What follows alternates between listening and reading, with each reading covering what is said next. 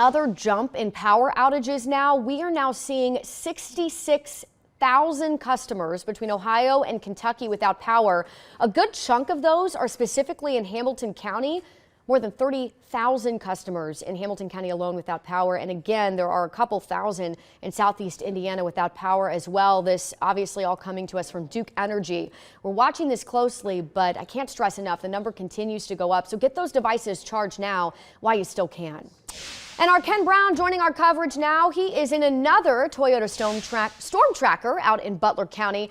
Ken Brown, first of all, happy birthday to you, and hope you're staying safe on your birthday out there in these dreary conditions.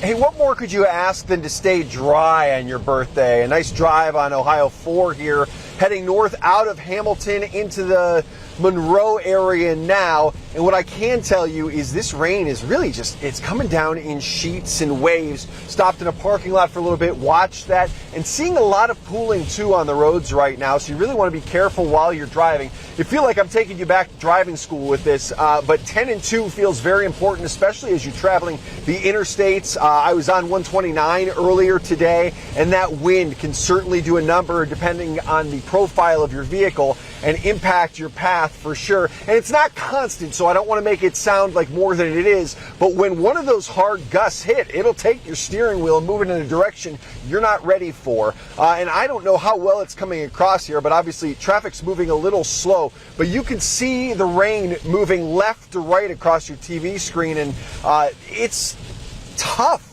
wind-wise right now. I haven't seen a lot of downed trees like some of the others have seen, but we're going to continue to monitor the road conditions and take you around Butler and Warren County. But for now, live in Toyota Storm Tracker in Butler County, Ken Brown, Fox 19 Now. Wolf, starring George